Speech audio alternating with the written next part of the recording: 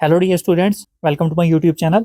आज का जो हमारा टॉपिक रहेगा वो रहेगा क्लास 9th मैथ से सर्कल्स, चैप्टर नंबर 8, एक्सरसाइज 8.2 से। आज हम क्वेश्चन नंबर 1, 2, 3 एंड 4 इस वीडियो में कंप्लीट करेंगे। क्वेश्चन नंबर 1 हम पढ़ते हैं। क्वेश्चन नंबर 1 क्या है? To circles of radii 5 centimetre and 3 centimetre. दो सर्कल्स हैं जो यहाँ पर हमने बनाए हैं। एक का रेडियस जो है वो 5 सेंटीमीटर है, ये बड़ा वाला सर्कल है तो इसका रेडियस 5 सेंटीमीटर है, और ये छोटा वाला सर्कल है, इसका रेडियस जो है वो कितना है? 3 सेंटीमीटर। Intersect at 2 points. और ये जो दो सर्कल्स हैं ये दो पॉइंट्स पर इंटरसेक्ट करते हैं।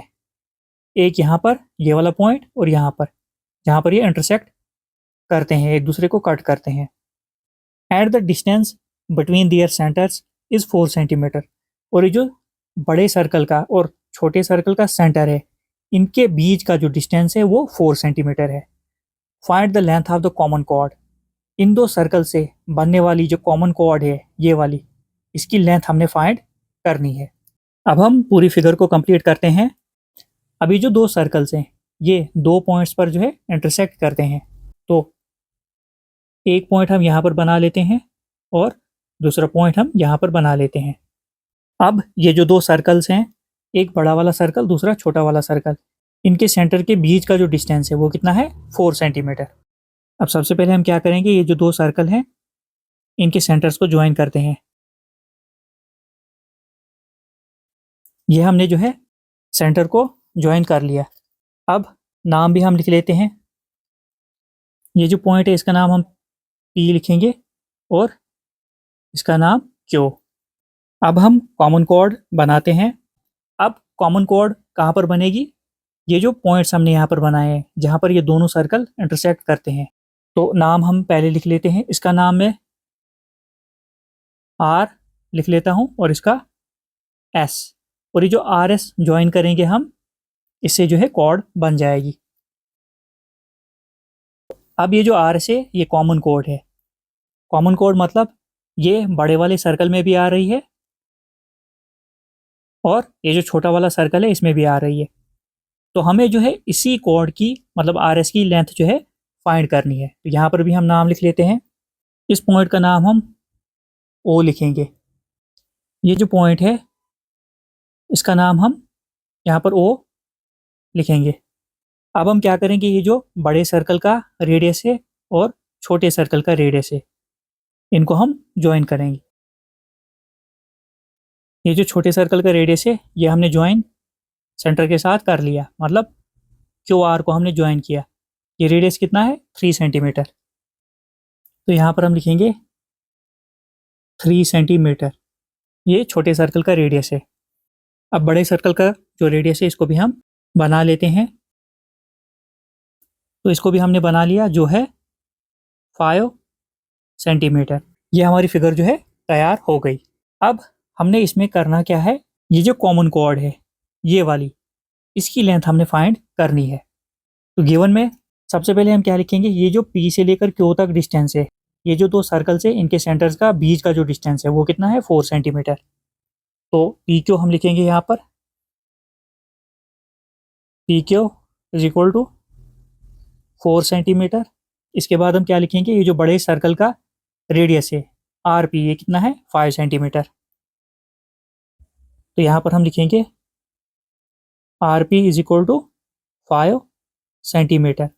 इसी तरह से ये जो छोटा सर्कल है RQ, इसका रेडियस कितना है? 3 सेंटीमीटर। तो यहाँ पर हम लिखेंगे RQ is equal to 3 centimetre. अब जो गिवन था हमें वो हमने लिख लिया।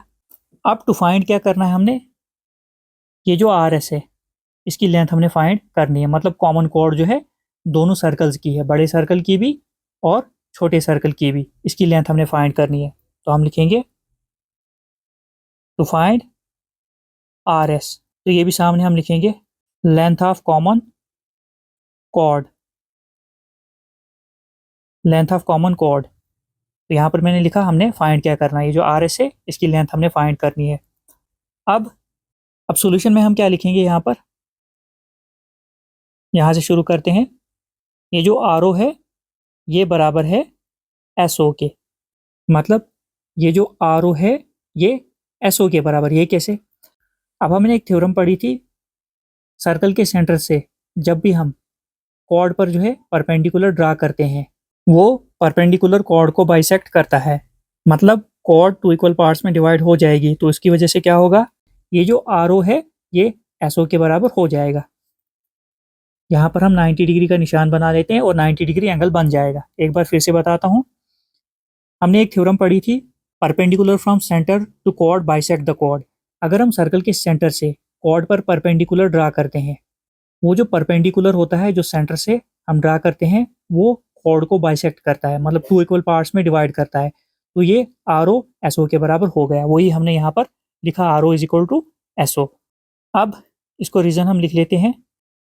तो रीजन हमने यहाँ पर क्या लिखा, perpendicular from centre to chord bisect the chord. Circle के सेंटर से अगर हम कॉर्ड पर परपेंडिकुलर ड्रा करते हैं, वो कॉर्ड जो है टू इक्वल पार्ट्स में डिवाइड हो जाती है। तो वही हमने यहाँ पर लिखा। अब हम क्या करेंगे, हमें पता है पी से क्यू तक डिस्टेंस है, ये कितना है 4 सेंटीमीटर। हम क्या करेंगे, ये जो पी से ओ तक डिस्टेंस है इसको हम एक्स मानेंगे। हम क्या करेंगे, एक्स मानेंगे, यहाँ से लेकर यहाँ तक ये कितना है, ये हमने एक्स लेट किया। अगर पी से लेकर ओ तक एक्स है और ये जो क्यू से लेकर ओ तक होगा वो कितना होगा, देखो यहाँ पर हम साइड पर समझते हैं।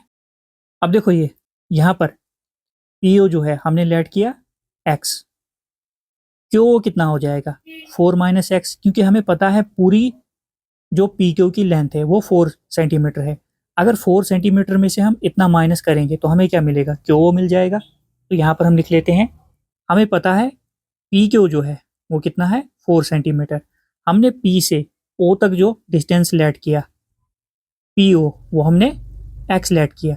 अब ये जो क्यू ओ है ये कितना हो जाएगा, जब हम पूरी लाइन में से पी ओ माइनस करेंगे, मतलब एक्स माइनस करेंगे, तो क्यू ओ जो हो जाएगा, जब हम पी क्यू में से एक्स माइनस करेंगे तो हमें क्यू ओ मिल जाएगा। पी क्यू कितना है, ये हमें पता है 4 सेंटीमीटर है। अगर 4 में से हम पी ओ माइनस करेंगे, पी ओ कितना है एक्स, तो हमें क्यू ओ मिल जाएगा। तो हमने ऐसे लिखा, हमने ये लिखा क्यों, हमने इक्वेशंस बनानी है इसलिए लिखा, ये चीज़ याद रखना। अब हम क्या करेंगे, यहाँ पर यही चीज़ लिखेंगे, लेट पी ओ जो है वो एक्स के बराबर है, देन क्यू ओ जो हो जाएगा वो हो जाएगा 4 माइनस एक्स। आई होप कि यहाँ तक आपको समझ आ गई होगी। अब हम क्या करेंगे, अब हम दो ट्राइंगल्स लेंगे, उनमें जो है पाइथागोरस थ्योरम का यूज़ करेंगे, उसके बाद जो है इक्वेशंस कुछ बनेगी। तो पहले हम कौन सी ट्राइंगल लेंगे, आर ओ पी, ये वाली ट्राइंगल हम लेंगे, जिसको मैंने यहाँ पर निशान बनाया, ये वाली ट्राइंगल हम लेंगे। तो इसमें हम पाइथागोरस थ्योरम का यूज़ करके इक्वेशन बनाएंगे। तो यहाँ पर हम लिखेंगे, in triangle R O P, R O P जो ट्राइंगल है, हमें पता है पाइथागोरस थ्योरम क्या होती है, हाइपोटेन्यूज का square is equal to perpendicular का स्क्वायर प्लस बेस का स्क्वायर। तो ये जो राइट एंगल के सामने जो साइड होती है इसको हम क्या कहते हैं, हाइपोटेन्यूज। तो पहले हम लिखेंगे यहाँ पर हाइपोटेन्यूज का square is equal to perpendicular का स्क्वायर प्लस बेस का स्क्वायर। अब हाइपोटेन्यूज अभी मैंने बताया क्या है, हाइपोटेन्यूज जो है आर पी है, तो इसको हम लिख लेते हैं आर पी का स्क्वायर। ये लिखने की जरूरत नहीं है, हाइपोटेन्यूज का square is equal to perpendicular का स्क्वायर प्लस बेस का स्क्वायर। तो सीधे डायरेक्ट यहाँ से भी क्वेश्चन कर सकते हो। उसके बाद परपेंडिकुलर क्या है, वो है आर ओ, तो यहाँ पर आर ओ का स्क्वायर, और बेस क्या है, बेस जो है वो है पी ओ, मतलब एक्स। यहाँ पर हम लिखेंगे पहले पी ओ, पी ओ का स्क्वायर। अब हम वैल्यूज पुट कर लेते हैं, आर पी की वैल्यू कितनी है, वो है 5, ये आ जाएगा 5 का square is equal to R O क्या है, ये हमें पता नहीं है, यही हमने निकालना है। पी ओ क्या है, वो है एक्स का स्क्वायर। यहाँ तक आपको समझ आ गई होगी। आर पी, ये जो आर पी है कितना है 5, तो लिखा हमने 5 का स्क्वायर। आर ओ हमें पता नहीं है, आर ओ हमने निकालना है, तो यही हमने ऐसे ही लिखा। उसके बाद बेस मतलब जो है पी ओ जो है वो क्या है एक्स, तो इसकी जगह हमने एक्स लिखा। अब हम ऊपर कर लेते हैं थोड़ा सा, तो यहाँ पर 5 का स्क्वायर कितना होता है, 5 5 ज़ा 25, तो यहाँ पर 25 आ जाएगा, प्लस एक्स इस साइड आकर ये माइनस एक्स स्क्वायर बन जाएगा, is equal to R O का स्क्वायर बिल्कुल ऐसे ही। तो आर ओ का स्क्वायर की वैल्यू क्या आ गई, 25 माइनस एक्स स्क्वायर। तो इसको हम ऐसे ही या इसको ऐसे भी लिख सकते हैं हम, आर ओ का square is equal to 25 minus x square. ये हमने आर ओ की वैल्यू निकाली, इसको हम लिखते हैं इक्वेशन नंबर फर्स्ट। अब हम क्या करेंगे, आई होप कि यहाँ तक आपको समझ आ गई होगी। अब हम क्या करेंगे, अब हम दूसरी ट्रायंगल लेंगे, अब हम ये वाली ट्रायंगल लेंगे आर ओ क्यू, जो इस साइड है ये वाली। इसमें भी हम पाइथागोरस थ्योरम का यूज़ करके जो है एक इक्वेशन बनाएंगे। तो यहाँ पर हम लिख लेते हैं, now in triangle R O Q, इसमें क्या होगा, हाइपोटेन्यूज का स्क्वायर। तो हाइपोटेन्यूज यहाँ पर क्या है, 90 डिग्री एंगल है, इसके सामने वाली जो साइड होती है हाइपोटेन्यूज होती है। तो मतलब इसको हम लिखेंगे आर क्यू का स्क्वायर,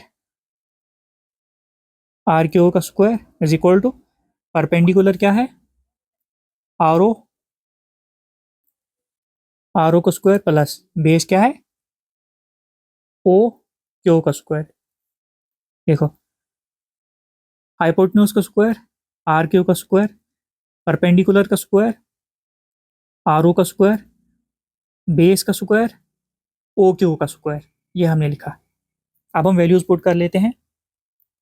आर क्यू का स्क्वायर वो कितना है, 3, तो यहाँ पर आ जाएगा 3 का स्क्वायर, 3 का square is equal to R O, ऐसे ही रहेगा, इसकी वैल्यू हमें पता नहीं। ओ क्यू हमने कितना लेट किया है, यहाँ पर देखो, ओ क्यू जो है वो है 4 माइनस एक्स, तो ये आ जाएगा 4 माइनस एक्स का होल स्क्वायर। अब इसको हम सॉल्व कर लेते हैं, 3 3 जार कितना होता है 9, आर ओ का स्क्वायर ऐसे, यहाँ पर आइडेंटिटी लगेगी ए माइनस बी का whole square, A square plus B square minus 2ab। तो ए क्या है यहाँ पर 4 है, बी क्या है एक्स है, तो ए स्क्वायर आएगा पहले, मतलब 4 का स्क्वायर, तो लिखा मैंने ए स्क्वायर, उसके बाद प्लस बी स्क्वायर, बी क्या है एक्स है, तो एक्स का स्क्वायर, उसके बाद क्या होता है प्लस 2, ए क्या है, ए अभी 4 हमने लिखा है, बी क्या है, बी एक्स है, A square plus B square, यहाँ पर माइनस आ जाएगा, minus A square plus B square minus 2ab, क्योंकि यहाँ पर माइनस है तो यहाँ पर भी माइनस आएगा, ये हमने आइडेंटिटी यहाँ पर लगा ली। अब हम क्या करेंगे, अब हम यहाँ पर सॉल्व करते हैं। 9 में ऐसे ही लिखता हूँ, आर ओ का स्क्वायर एक बार ऐसे ही, प्लस 4 को 2 बार मल्टीप्लाई करेंगे, 4 4 जार कितना होता है 16, यहाँ पर प्लस का साइन है तो ऐसे ही X into X, X square, मतलब एक्स को 2 बार मल्टीप्लाई करेंगे एक्स स्क्वायर आ जाएगा, माइनस प्लस माइनस 2 4 जार 8, 8 इंटू एक्स, ये आ जाएगा 8x। आई होप कि यहाँ तक आपको क्लियर हो गया होगा क्वेश्चन हमने क्या किया। अब 9 में ऐसे ही लिख लेता हूँ एक बार। अब ये जो प्लस 16 है इस साइड आ जाएगा, ये बनेगा माइनस 16, और उसके बाद ये जो प्लस एक्स स्क्वायर है इस साइड आकर माइनस एक्स स्क्वायर हो जाएगा, और ये जो 8x है ये भी साइड आ जाएगा, ये बनेगा plus 8x, plus 8x is equal to R O अपनी जगह रखा हमने, आर ओ का स्क्वायर। एक बार फिर से समझाता हूँ हमने किया क्या, 9 बिल्कुल ऐसे ही लिखा, ये जो प्लस 16 था इज इक्वल टू के इस साइड आया तो माइनस 16 बन जाएगा, साइन चेंज होगा। ऐसे ही जो प्लस एक्स स्क्वायर था इस साइड आ गया, माइनस एक्स स्क्वायर बन गया, माइनस 8x इस साइड आया तो प्लस 8x बन जाएगा, साइन चेंज होगा। ये जो आर ओ स्क्वायर है ये इज इक्वल टू के इस साइड था और इस साइड ही रहा, ऐसे ही हमने रखा। अब नेक्स्ट स्टेप में हम क्या करेंगे, 9 में से अगर हम 16 माइनस करेंगे तो आ जाएगा, बड़े के साथ माइनस है तो माइनस का साइन आ जाएगा, 16 7 आ जाएगा, उसके बाद minus x square plus 8x is equal to R O का स्क्वायर। अब ये सॉल्व नहीं होगा, कोई लाइक टर्म नहीं है यहाँ पर, तो ये सॉल्व आगे नहीं होगा। अब हम इसको ऐसे भी लिख सकते हैं, आर ओ का square is equal to minus 7 minus x square plus 8x। तो यहाँ पर भी हमने आर ओ की वैल्यू निकाली, यहाँ पर भी ये फर्स्ट इक्वेशन हो गई और ये सेकंड इक्वेशन हो गई।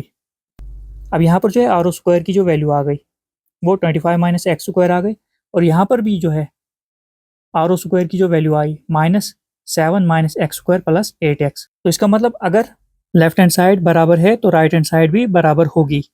कहने का मतलब ये है कि अगर 25 माइनस एक्स स्क्वायर जो है वो आर ओ स्क्वायर के बराबर है और -7 minus x square plus 8x भी आर ओ के बराबर है, तो ये दोनों राइट हैंड साइड भी आपस में बराबर होंगी। तो यहाँ पर हम लिखेंगे from 1 and 2, from equation 1 and 2 we get 25 minus x square is equal to -7 minus x square plus 8x। तो यहाँ पर हमने क्या किया, ये 25 minus x square 25 minus x square is equal to -7 minus x square plus 8x के बराबर यहाँ पर लिख लिया। अब हम इसको सॉल्व करते हैं। 25 माइनस 7 इस साइड आकर क्या बनेगा, +7 बन जाएगा, माइनस एक्स स्क्वायर ये ऐसे ही माइनस एक्स स्क्वायर, ये माइनस एक्स स्क्वायर इस साइड आकर प्लस एक्स स्क्वायर हो जाएगा इज इक्वल टू 8x ऐसे ही। अब यहाँ पर अगर देखोगे माइनस प्लस माइनस होता है, एक्स स्क्वायर के साथ एक्स स्क्वायर कैंसिल हो जाएगा। 25 + 7 कितना होगा, ये हो जाएगा 32 is equal to 8x। X के साथ 8 मल्टीप्लाई में इस साइड आएगा, डिवाइड में चला जाएगा, तो यहाँ पर हम लिखेंगे 32/8 इज इक्वल टू x। 8 4 32 होता है, तो यहाँ पर x की जो वैल्यू आ गई वो कितनी आ गई, 4 आ गई। x की वैल्यू हमें यहाँ पर क्या मिली, 4 मिली।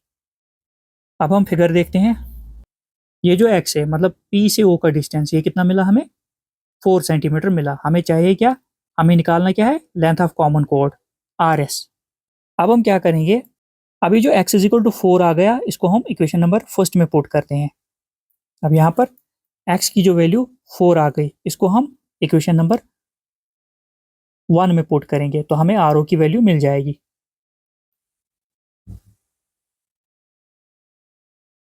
बाकी क्वेश्चन हम यहाँ पर ले जाते हैं। यहाँ पर हम लिखेंगे now put x is equal to 4 in equation number 1 we get, हमें क्या मिलेगा, तो इक्वेशन नंबर 1 क्या है वो पहले लिख लेते हैं, ये वाली आर ओ का square is equal to 25 minus x square. R O का स्क्वायर बिल्कुल ऐसे ही, 25 भी बिल्कुल ऐसे ही आ जाएगा। एक्स स्क्वायर मतलब एक्स क्या है 4, तो 4 का स्क्वायर यहाँ पर आ जाएगा। आर ओ का square is equal to 25 minus 4 4 कितना होता है 16। आर ओ का स्क्वायर इज इक्वल टू 25 में से गया 16, तो ये कितना आ जाएगा 9 आ जाएगा। अब स्क्वायर हम हटाएंगे, तो यहाँ से स्क्वायर हम हटाएंगे तो 9 के ऊपर रूट आ जाएगा। अब R O is equal to 9 का जो स्क्वायर रूट होता है वो क्या होता है 3 होता है। हमें आर ओ की यहाँ पर वैल्यू मिल गई जो है 3 सेंटीमीटर। अब हम फिगर देखते हैं, यहाँ पर देखो आर ओ हमें मिल गया, आर ओ कितना है 3 सेंटीमीटर। हमने लेंथ किसकी निकालनी है, आर एस की।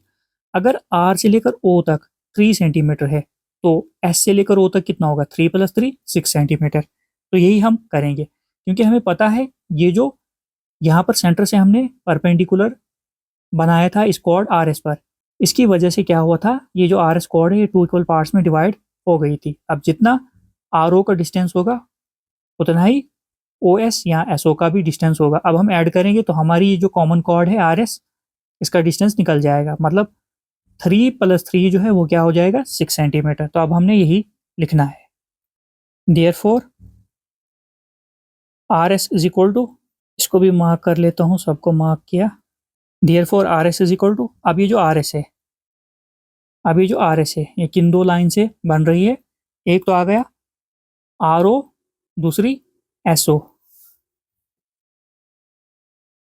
Are O plus S O. अब यहाँ पर हम क्वेश्चन ले जाते हैं, R S is equal to R O कितना है, अभी हमने 3 निकाला, प्लस एस ओ कितना है, ये भी 3 है। देखो यहाँ पर मैं दिखाता हूँ, यहाँ पर हमने पहले लिखा था, अब यहाँ पर हमने पहले ही लिखा था RO जो है वो SO के बराबर है। अगर RO 3 सेंटीमीटर है तो SO कितना होगा, ये भी 3 सेंटीमीटर होगा। तो यही हमने लिखना है RS is equal to 6 centimetre. RS की जो लेंथ आ गई, मतलब लेंथ ऑफ कॉमन कॉर्ड क्या आ गई, 6 सेंटीमीटर आ गई। तो लास्ट में लिखना therefore length of common chord is equal to 6 centimetre.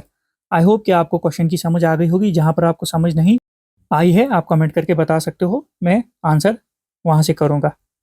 अब हम नेक्स्ट क्वेश्चन नंबर 2 पर चलते हैं।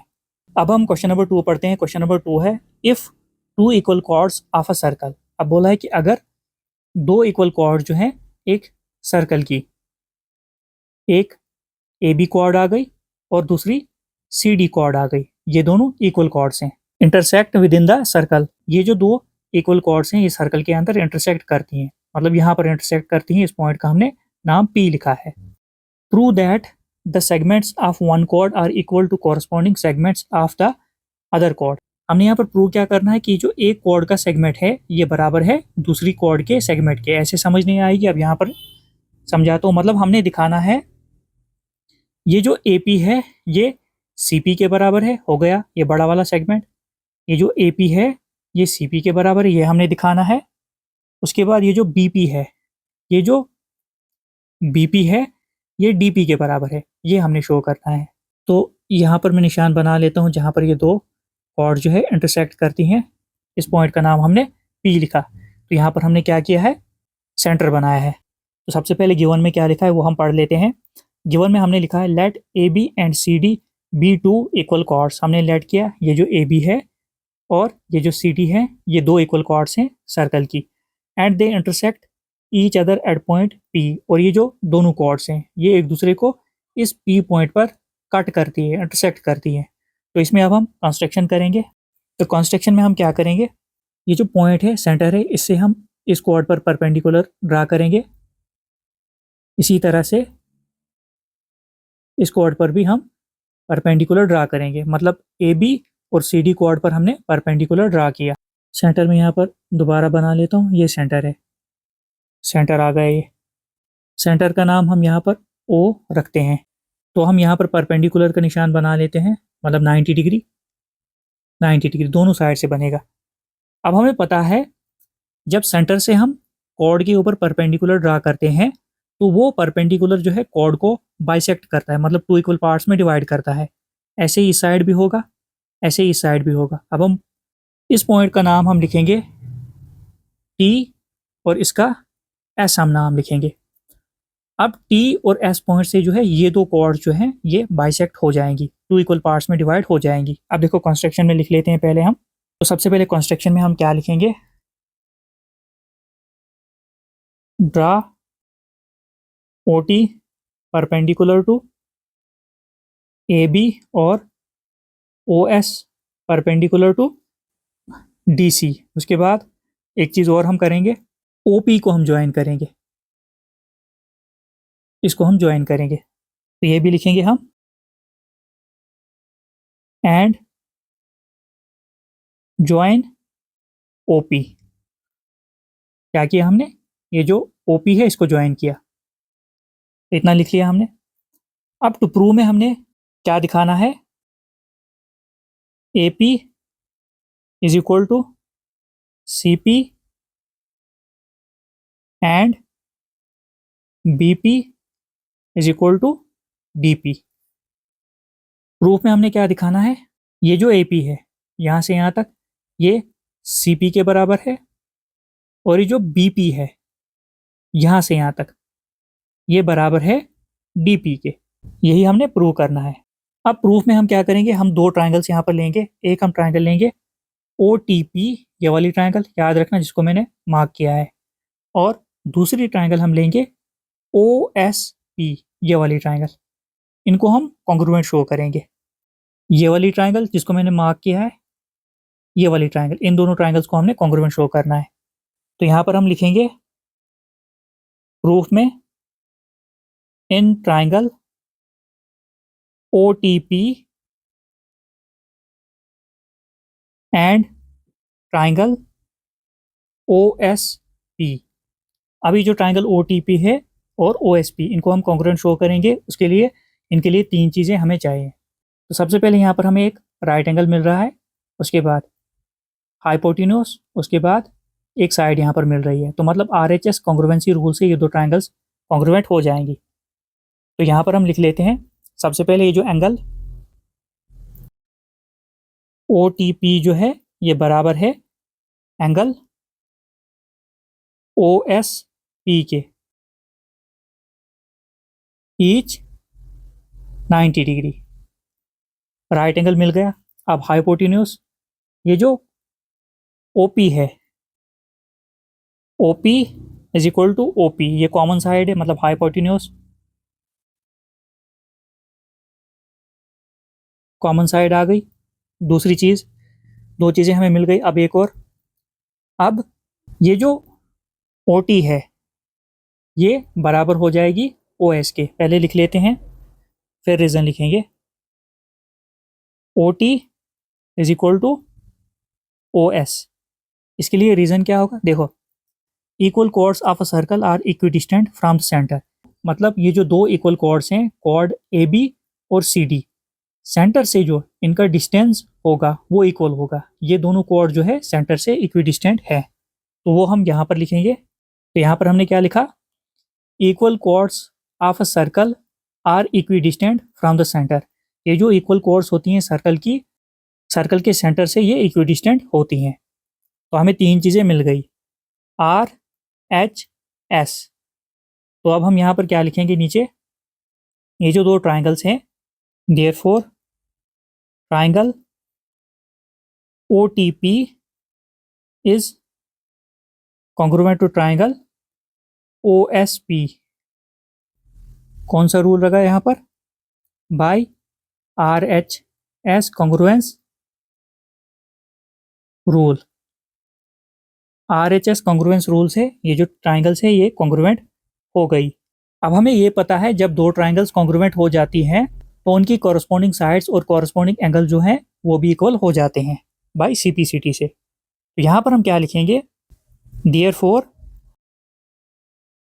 TP is equal to SP। हमने क्या लिखा, ये जो TP है ये किसके बराबर है, SP के। ये कैसे लिखा हमने, by CPCT, by CPCT corresponding parts of congruent triangles. इसको हम फर्स्ट लिख लेते हैं, इक्वेशन नंबर 1। क्वेश्चन में हमें गिवन क्या है, हमें गिवन है ये जो दो कॉर्ड्स हैं, मतलब AB जो है ये बराबर है CD के, ये हमें गिवन है। इसको हम 2 लिख लेते हैं। अब ये जो कॉर्ड्स AB और CD है, अगर ये बराबर है तो इनका हाफ जो होगा वो भी बराबर होगा। तो हम लिखेंगे half of AB is equal to half of CD। अब हाफ ऑफ AB और CD क्या होगा, यहाँ से हम फिगर से समझते हैं। ये जो AB कॉर्ड है इसका हाफ क्या होगा, हाफ ऑफ AB, इसका हाफ होगा 80, क्योंकि यहाँ से ये बाइसेक्ट हुई है T पॉइंट से, ये मैंने पहले ही समझाया है। हाफ ऑफ AB जो हो जाएगा वो 80 हो जाएगा, और उसी तरह से हाफ ऑफ CD जो हो जाएगा वो क्या हो जाएगा, वो हो जाएगा CS। तो यही हमने यहाँ पर लिखना है। हाफ ऑफ AB हम लिखेंगे 80 is equal to half of CD जो है वो क्या लिखेंगे हम, CS। इसको हम थर्ड मार्क कर लेते हैं, तो इनको मैं निशान बना लेता हूँ। नेक्स्ट हम क्या करेंगे, ये जो इक्वेशन 1 और 3 है इनको हम ऐड करेंगे। अब ऐड करने से होगा क्या, देखो, adding equation 1 and 3 we get, equation number 1 क्या है, TP प्लस 80। इक्वेशन नंबर 1 और 3, लेफ्ट साइड वाला लेफ्ट साइड लिखेंगे और राइट साइड वाला राइट साइड। तो TP और 80, TP plus 80 is equal to SP plus CS,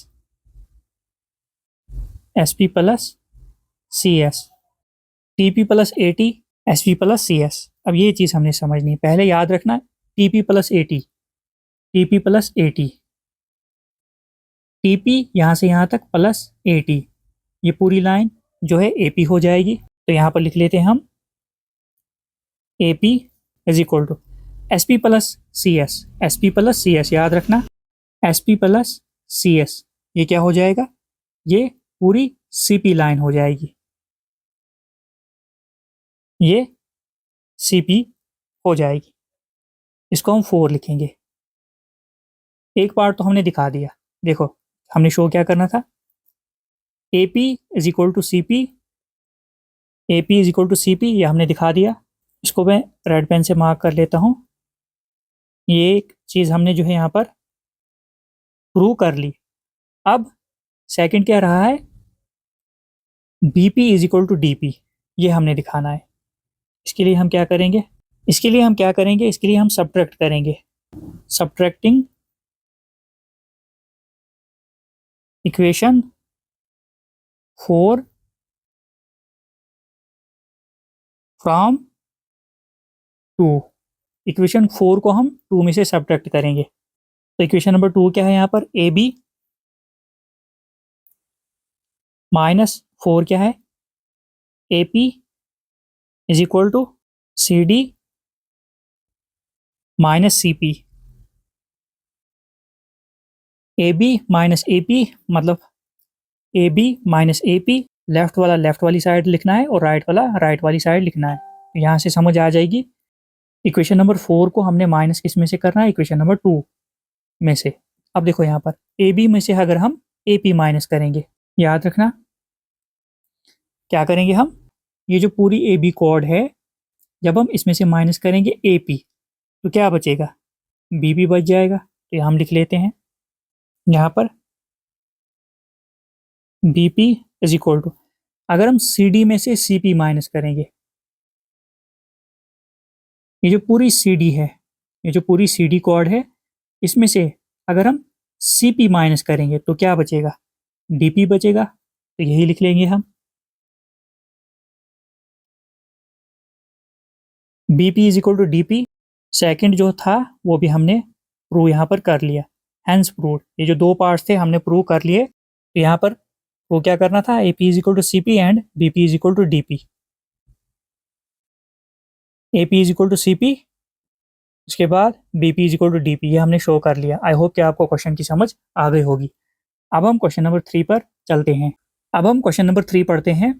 figure बिल्कुल सेम रहेगी जो क्वेश्चन नंबर 2 में थी, बिल्कुल वैसी फिगर यहाँ पर भी बनेगी। क्वेश्चन हम पढ़ते हैं, if two equal chords of a circle, अगर एक सर्कल है उसमें जो है दो इक्वल कॉर्ड्स हैं, कौन कौन सी कॉर्ड, कॉर्ड AB जो है वो कॉर्ड CD के इक्वल है, intersect with in the circle, और ये जो दो कॉर्ड्स हैं ये सर्कल के अंदर इंटरसेक्ट करती हैं किस पॉइंट पर, यहाँ पर हमने पॉइंट बनाया है E पॉइंट पर ये दोनों जो है एक दूसरे को कट करती हैं।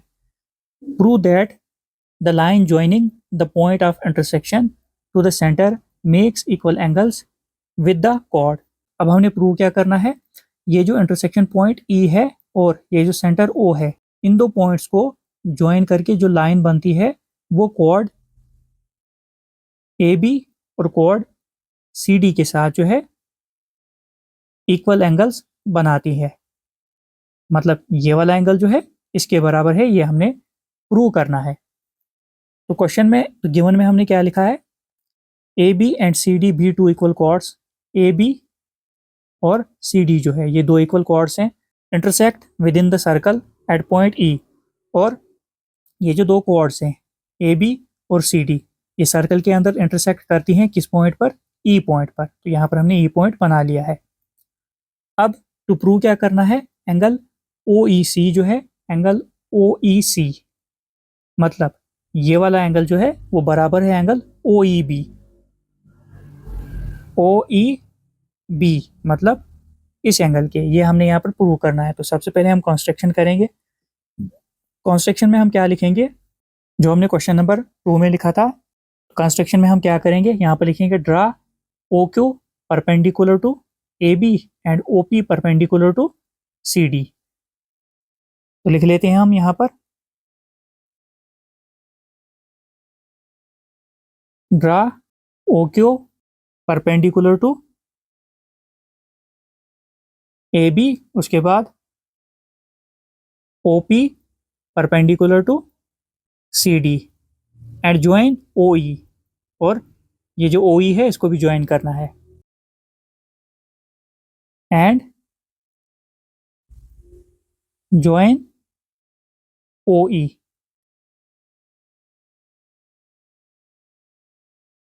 प्रूफ, अब प्रूफ में हम क्या करेंगे, प्रूफ में हम दो ट्राइंगल्स लेंगे। एक ट्राइंगल लेंगे हम ओ पी ई, ये वाली ट्राइंगल, ऊपर वाली ट्राइंगल लेंगे। दूसरी ट्राइंगल हम लेंगे ओ क्यू ई, इन दो ट्राइंगल्स को हम कॉन्ग्रुएंट करेंगे। उसके बाद सी पी सी टी से हम दिखाएंगे ये वाला एंगल जो है इस एंगल के बराबर है। बस यही हमने करना है। यहाँ पर हम लिखेंगे in triangle O P E and triangle O Q E. अब ट्राइंगल ओ पी ई और ट्राइंगल ओ क्यू ई, इन दोनों को कॉन्ग्रुएंट करने के लिए हमें तीन चीज़ें चाहिए। तो निशान बना लेते हैं कौन कौन सी ट्राइंगल है। तो एक ट्राइंगल ये वाली है, दूसरी ये वाली, इन दो ट्राइंगल्स को हम कॉन्ग्रुएंट शो करेंगे। तो हमें तीन चीज़ें चाहिए इन दो ट्राइंगल्स को कॉन्ग्रुएंट करने के लिए। तो सबसे पहले एंगल पी जो है एंगल क्यू के बराबर होगा, इज 90 डिग्री, क्योंकि हमने जो है ये जो कोड ए बी और सी डी है इन पर जो है परपेंडिकुलर ये ड्रा किए हैं। तो ये परपेंडिकुलर जो होता है ये 90 डिग्री एंगल बनाता है। तो यहाँ पर लिखेंगे हम angle P is equal to angle Q, reason each 90 degree, right angle आ गया। उसके बाद साइड ओ ई जो साइड है ये दोनों ट्राइंगल्स में कॉमन है, हम लिखेंगे यहाँ पर O E is equal to O E, ये क्या है, कॉमन। अब थर्ड हम क्या लिखेंगे, ये जो ओ पी है ये ओ क्यू के बराबर है। ये क्यों, equal chords are equidistant from centre. यहाँ पर लिखेंगे O P is equal to O Q. Reason क्या लिखेंगे हम, क्या रीजन हमने लिखा, equal chords are equidistant from centre. ये जो इक्वल कोऑर्ड्स होती हैं, इक्वल कोऑर्ड्स यहाँ पर कौन कौन सी है, कॉर्ड ए बी और कॉर्ड सी डी, सेंटर से जो इनका डिस्टेंस होता है वो इक्वल होता है। ये जो इक्वल कोऑर्ड्स होती है सेंटर से इक्विडिस्टेंट होती हैं। तो यही हमने यहाँ पर लिखा। तीन चीज़ें हमें मिल गई, आर एच एस। तो ये जो दो ट्राइंगल्स है ये R H S congruence rule से कॉन्ग्रुएंट हो जाएंगी। तो यहाँ पर हम लिखेंगे therefore triangle O P E is congruent to triangle O Q E by R H S congruence rule. R H S congruence rule से हमने ये जो दो ट्राइंगल्स है इनको कॉन्ग्रुएंट दिखा दिया।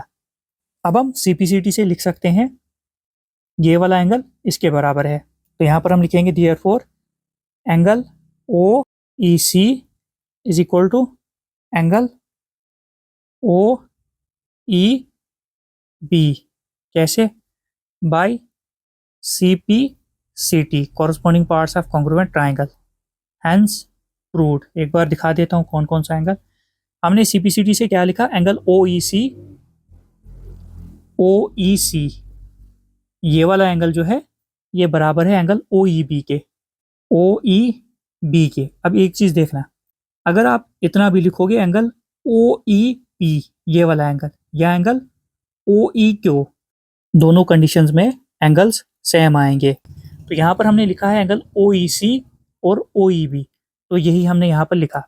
वरना ऐसे भी लिख सकते हो एंगल ओ ई पी जो है वो बराबर है एंगल ओ ई क्यू के, या अगर इसको एंगल 1 लिखोगे इसको एंगल 2, तब भी जो है ये शो हो जाएगा। अब हम क्वेश्चन नंबर 4 पर चलते हैं। अब हम क्वेश्चन नंबर 4 पढ़ते हैं। क्वेश्चन नंबर 4 है if a line intersects two concentric circles, यहाँ पर लिखा भी है circle with the same centre. Concentric circles वो सर्कल्स होते हैं जिनका सेम सेंटर होता है। जैसे ये छोटा वाला सर्कल जो है इसका भी यही सेंटर है, और ये जो बड़ा वाला सर्कल है इसका भी सेंटर यही है। तो इस सेंटर का नाम हम लिख लेते हैं ओ। दो सर्कल जिनका सेंटर सेम हो उन सर्कल्स को हम कॉन्सेंट्रिक सर्कल्स कहते हैं। अब आगे क्या दिया है, विद सेंटर ओ, तो ओ हमने सेंटर यहाँ पर बना लिया। At A B C and D, centre क्या है, ओ है, और ये जो लाइन है ये इन कॉन्सेंट्रिक सर्कल्स को कहाँ पर जो है इंटरसेक्ट करती है, ए पॉइंट पर, बी पॉइंट पर, सी पॉइंट पर और डी पॉइंट पर। हमने प्रूव क्या करना है, prove that A B is equal to C D. हमने बताना है ये जो ए बी है यहाँ से यहाँ तक ये सी डी के बराबर है, ये हमने प्रूव करना है। गिवन में हमने क्या लिखा है, a line intersects two concentric circles with centre O. एक लाइन जो है वो इंटरसेक्ट करती है दो कॉन्सेंट्रिक सर्कल्स को जिसका सेंटर ओ है। कहाँ कहाँ पर इंटरसेक्ट करती है, at A B C D, A पर, बी पर और सी पर और डी पॉइंट पर। तो प्रूव क्या करना है हमने, ए बी जो है वो सी डी के बराबर है, ये जो ए बी है ये सी डी के बराबर है। तो उसके लिए सबसे पहले कंस्ट्रक्शन में हम क्या लिखेंगे, ड्रा ओ एम। यहाँ पर हम परपेंडिकुलर एक ड्रा करते हैं, तो यहाँ हमने एक परपेंडिकुलर ड्रा किया, इसका नाम क्या है, इस पॉइंट का नाम हम लिखेंगे अब एम। ओ एम हमने परपेंडिकुलर ड्रा किया किस लाइन पर, ये जो ए डी लाइन है ये वाली, इस पर ड्रा किया, परपेंडिकुलर ड्रा किया तो अब पता है 90 डिग्री एंगल भी बनेगा। और हमें ये भी पता है जब सर्कल के सेंटर से हम परपेंडिकुलर ड्रा करते हैं कॉर्ड पर तो वो कॉर्ड को बाइसेक्ट करता है। अब प्रूफ में हम क्या करेंगे, सबसे पहले हम ये जो बड़ा वाला सर्कल है इसको हम लेते हैं, यहाँ पर हम लिखेंगे A D is a cord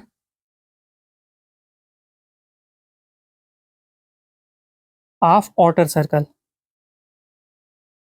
outer circle, ये जो बाहर वाला सर्कल है बड़ा वाला,